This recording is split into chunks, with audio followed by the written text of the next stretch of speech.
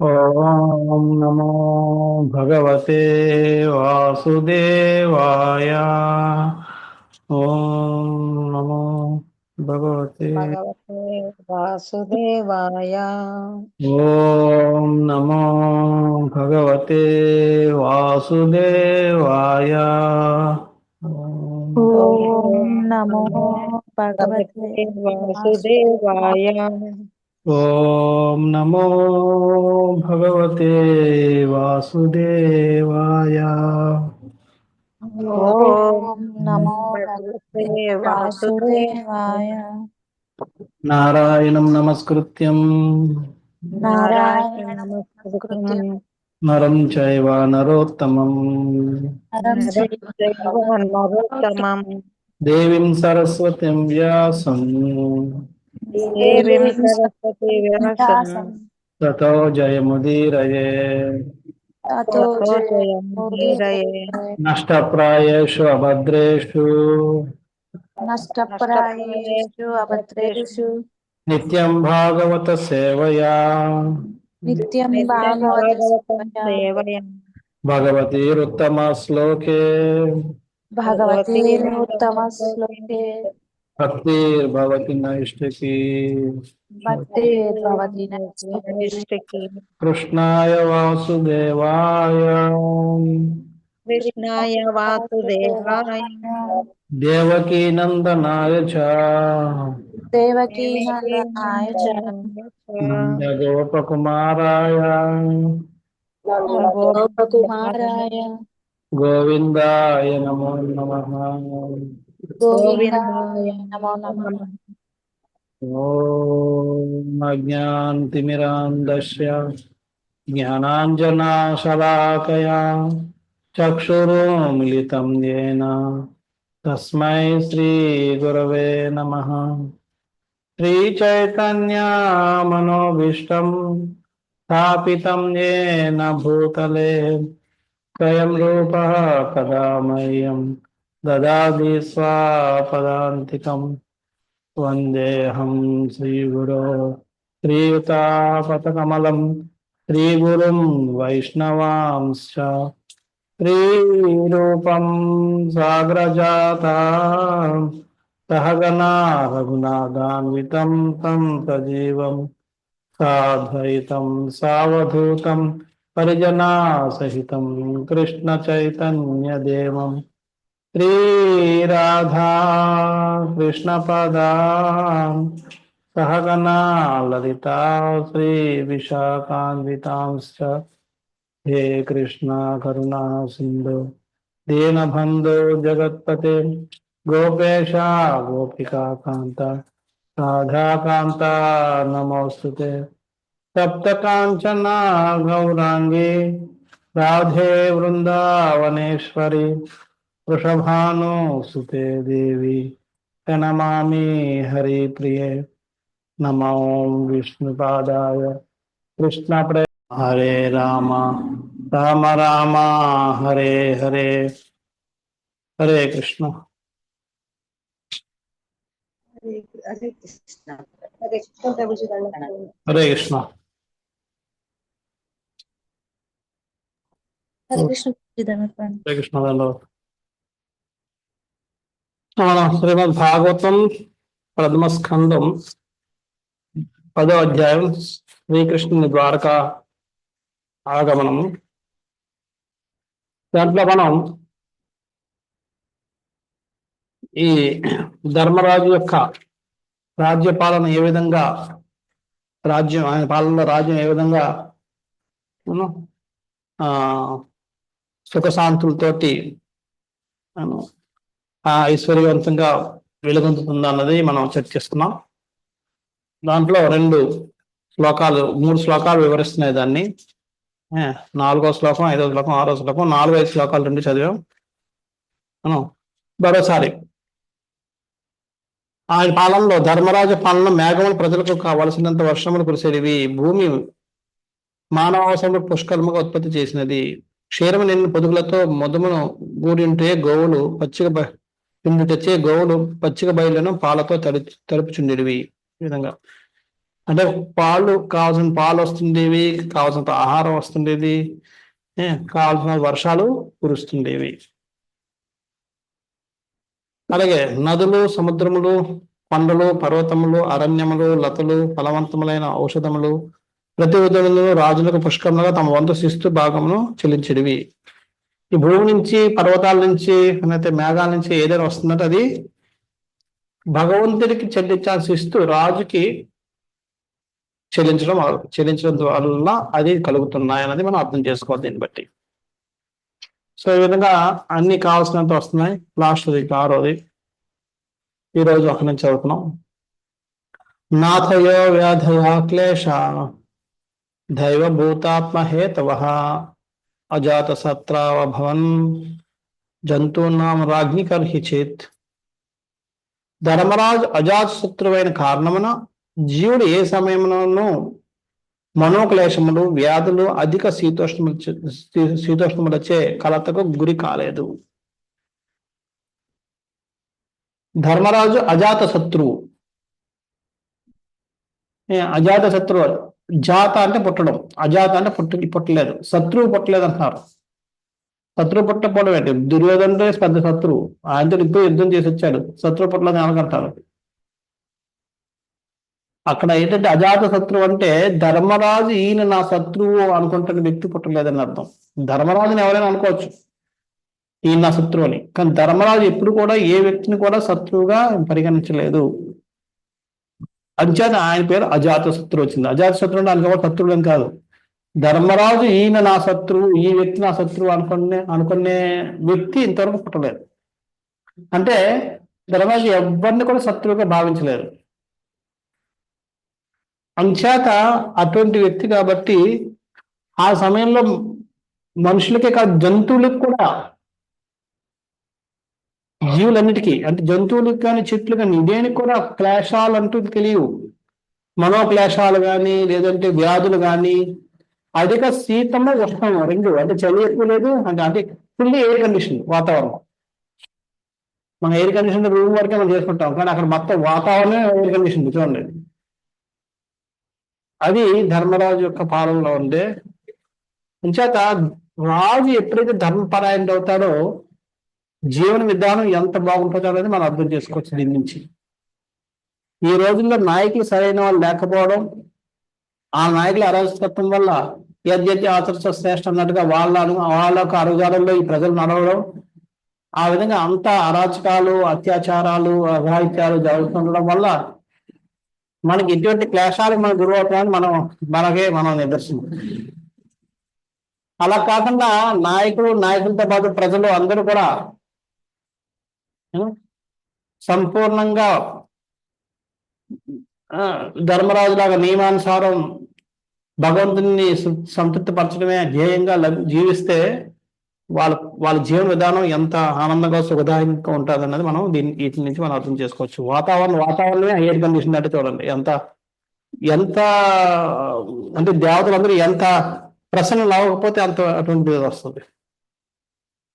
అది ఆ విధంగా భాష్యం ప్రభుపాద చెప్తున్నారు.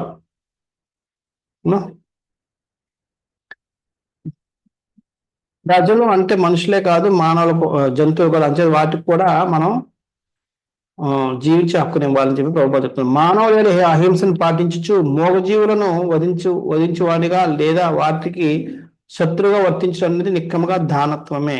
దానవత్వం అంటే దానవులు అంటే అర్థం ఏంటి? రాక్షసులని. చేత మనుషులు మాత్రం మనుషుల నుంచి కాపాడుకోవాలి, కానీ జంతువులు చంపేయవచ్చు. ఆ విధంగా అనుకోవడం అది దానవత్వానికి చిహ్నం. అంచేత మనుషులకు ఎలాగైతే జీవించే హక్కు ఉందని మనం పరిగణలోకి తీసుకుంటాం, అదేవిధంగా జంతువులకు కూడా జీవించే హక్కు ఉంది. ప్రజ అంటే ఒక ప్రదేశంలో పుట్టిన వాళ్ళని, అంటే ప్రజ అంటే ఆ ప్రాంతంలో, అంటే ప్రాంతంలో పుట్టిన వాళ్ళు ప్రతి ఒక్కరు ప్రజలు. అంచేత ఏదైనా ఒక రాజ్యం ఉందంటే ఆ రాజ్యంలో పుట్టిన వాళ్ళందరూ కూడా ప్రజల కింద లెక్క. ప్రజలంటే వాళ్ళు మనుషులనే కాదు.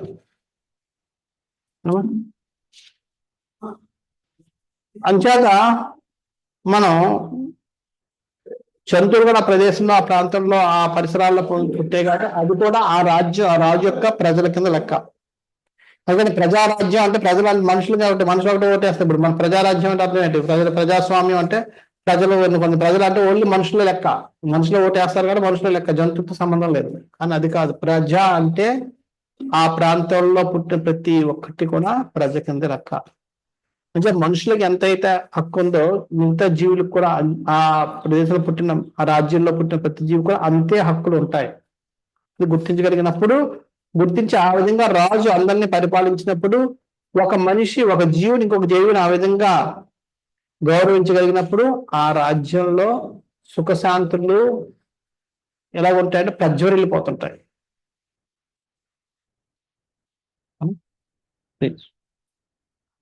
సంచేత అది లేదు కాబట్టి ఇక్కడ మనకి పోతుంది.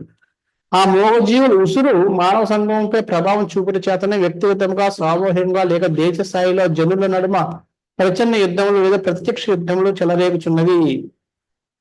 ప్రభుపాద రాస్తున్నారు ఇక్కడ అన్ని ఇటువంటి యుద్ధాలు ఇవన్నీ జరగడానికి కారణం ఏంటి? మోగజీవులకు ఉసురు మానవ సంఘంపై పడుతుంది కాబట్టి. అందుకనే ఇటువంటి అరాచకాలు, యుద్ధాలు ఇవన్నీ జరుగుతున్నాయి. కనుకనే చెడిన రాజు దేశమును చెరుచునని, చెడిన స్త్రీ కుటుంబం చెరుచునని బెంగాలీ భాషలో ఒక సామెత కలదు. చెడిన రాజు దేశాన్ని చెడుస్తాడు. అంతే ఇప్పుడు ఉన్న రాజులందరూ, నాయకులందరూ కూడా అటువంటి వాళ్ళు కాబట్టే ఆ దేశాలు, రాజ్యాలు, రాష్ట్రాలు ఇవన్నీ కూడా ఆ విధంగా క్లేశాలకు గురవుతూ ఉన్నాయి. ఒక చెడిన స్త్రీ కుటుంబాన్ని మొత్తాన్ని చెరుస్తుంది. అది అలాగే ప్రభుపాదుడు స్వయంగా పవిత్రుడే భగవాన్ చే బడినంత వరకు ఎవరునూ తమ రక్షణలో ఉన్న వారికి ఆనందం కూర్చలేరు. మనం భగవంతుడికి మనపై ఆధారపడిన వారికి ఆనందం ఇవ్వాలంటే భగవంతుడి కరుణా కటాక్షం ఉన్నప్పుడు మాత్రమే మనం ఇవ్వగలం, లేకపోతే మనం ఇవ్వలేము. ఆయన కరుణా కటాక్షం ఉండడం వల్లనే మన మీద ఆధారపడిన వాళ్ళకి మనం ఆనందం కలగలుగుతాం, లేకపోతే ఇవ్వలేము. ఆ కరుణ కటాక్షాలు ఎప్పుడు వస్తాయి? ఎప్పుడైతే మనం భగవంతుడు చెప్పినట్టుగా మనం నడుచుకుంటాం అప్పుడు ఆటోమేటిక్గా ఆయన యొక్క కరుణ కటాక్షం మనకు వచ్చేస్తుంటాయి. ఒకరినొకరు దోచుకునే నేటి కాలం విధానము కేవలము దుఃఖముని కలిగించును. ఈరోజు ఉదయం నేను ఒక పోలీస్ ఆఫీసర్లకు అందరికీ ఇస్తున్నాను క్లాస్, దాంట్లో చెప్పాను మనం అందరం సమాజంలో రకరకాలుగా ఆనందపడడానికి మనం ప్రయత్నిస్తూ ఉన్నాం. ప్రయత్నించడం కాదు, ఆనందానికే మనకు అంటే మనం ప్రయత్నం చేస్తున్నాం, అనుభూతి పొందడానికి ఏదో ప్రయత్నాలు చేస్తున్నాం. కొన్నిసార్లు ఆనందం మనకి ఇది ఆనందం, సినిమా చూస్తే ఆనందం కానీ సినిమాకి వెళ్తున్నాం, లేదంటే మనం కొత్త బట్టలు కొనుక్కుంటే, కొత్త కారు కొనుక్కుంటే, కొత్త ఇల్లు కొనుక్కుంటే, ఏదో ఒకటి ఆ విధంగా రకరకాలుగా మన ఆనందానికి మనం చాలా ప్రయత్నాలు చేస్తున్నాం. కానీ ఎవరూ ఆనందంగా ఉండడం లేదు. ఆనందంగా ఉండే ప్రయత్నం చేస్తూనే ఆనందంగా లేవు. ఎందుకంటే ఆనందంగా నిజంగా ఆనందంగా ఉండుంటే మనం ఏం చేస్తాం? వేరే వాళ్ళు ఆనందంగా ఉండాలని కోరుకుంటుంటాం. ఏదైనా మంచి సినిమా చూసాం అనుకోండి, మనం ఏంటాం? చాలా బాగుంది, మీరు వెళ్ళండి, వెళ్ళి చూసిరండి అంటాం. అవునా?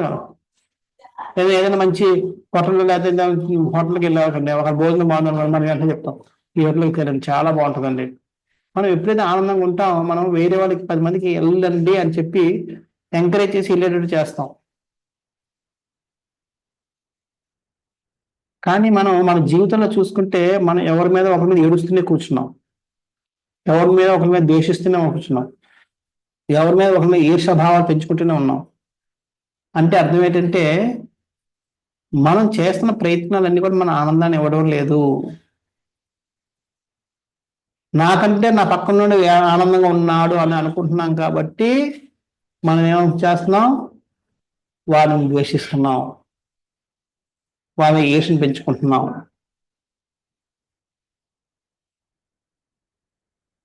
అంచేది భౌతిక జగత్తులో ఆనందం పేరు మీద మనం ఆనందించలేకపోతున్నాం. అందుకనే ఒకరికి దోచుకుని నేటి కాల విధానం ఇదేమి, అందుకని అందరూ దుఃఖంలోనే ఉన్నారు. ఈ దోచుకునే విధానం, ఈ సంఘం అంతా మన దుఃఖాన్ని ఇస్తుందని చెప్పడానికి ఇది నిదర్శనం. మనం నిజంగా ఆనందం ఉంటే వెంటనే ఏం చేస్తాం? ఆనందం 10 మంది పంచుకునేటట్టు చేస్తాం. అలా ఆనందం 10 మంది భానుభూతి పొందేటట్టుగా చేస్తాం. అది దానికి బదులుగా మనం ఈర్ష్య ద్వేషాలు పెంచుకుంటున్నాం అంటే అర్థం ఏంటి? మనకు ఎవరి మీద ఈర్ష్య పెంచుకుంటాం? ఎవరైతే మనకంటే బాగున్నారనుకుంటాం అప్పుడు ఆమె మీద ఈర్ష్య వస్తుంది. ఒక ధనవంతుడు ఇంకొక ధనవంతుని ఈర్ష్య ద్వేషాలు పెంచుకుంటాడు, ఒక పేదవాడి మీద పెంచుకోడు. ఒక గాయకుడు ఇంకో గాయకుడి మీద పెంచుకుంటాడు. ఒక ఒక నాట్యగాడు ఒక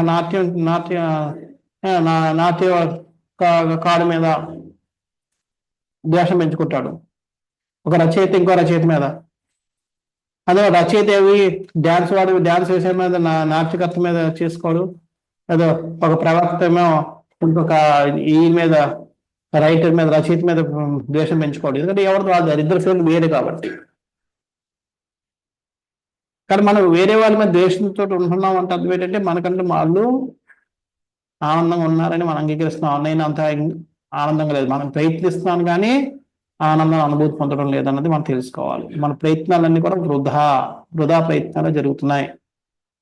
దీన్ని బట్టి మనం అర్థం చేసుకోవచ్చు ఇది దుఃఖాలయం అనేది. అంటే మనం ఎంత ప్రయత్నం చేసినా మనకు తెలిసేది దుఃఖమే తప్ప ఇక్కడ ఆనందం దొరకదని తెలుసుకోవచ్చు.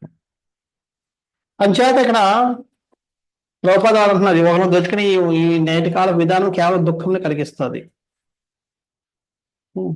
ఇది ఎప్పుడు ఎందుకని మనకి దుఃఖాలు వస్తున్నాయి? మన ఒక్క ప్రయత్నాల వల్ల భగవంతుడు సంతోషంగా లేడు. మన భగవంతుని ముఖ్యంగా కేంద్ర బిందువు చేసుకుని మన ప్రయత్నాలు చేయడం లేదు. మనకు అహంకారాన్నో మన యొక్క ఇంద్రియ భోగాన్నో ఇంద్రియ తృప్తినో మనం కేంద్రంగా చేసుకొని మన ప్రయత్నాలు చేస్తున్నాం. ప్రతి ఒక్కరు అలాగే చేసుకుంటున్నారు కాబట్టి ఒకరి మీద ఒకరు సాధిస్తాడేమో ఇంకోటి భయం, ఇంకోటి సాధిస్తాడు ఇంకోటి భయం, ఇలాగ ఒకరినొకరు వెనక్కి లాక్కోవాలని లేదంటే ఒకరినొకరు మోసం చేసుకోవాలని ఇలా చేసుకుంటూ మనం జీవితాలు ఇలాగే గడుపుకుంటున్నాం. అంచేత ఈ విధంగా మనం అందరం ఎవరం కూడా భగవంతుడిని సంతృప్తి పరచలేకపోతున్నాం. అంటే భగవంతుడి కరుణ ఆ విధంగా మనం పొందలేకపోతున్నాం.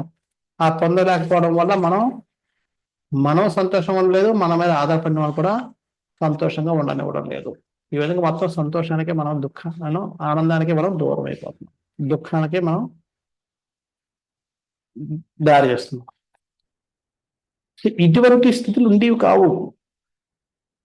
అందరూ ఆనందంగా ఉండేవారు కాబట్టి అక్కడ ఇటువంటి ద్వేషాలు అనేవి లేవు ఆయన రాజ్యంలో. సో ఇది ఈ విధంగా ధర్మరాజు యొక్క రాజ్యపాలన జరుగుతూ ఉండేది.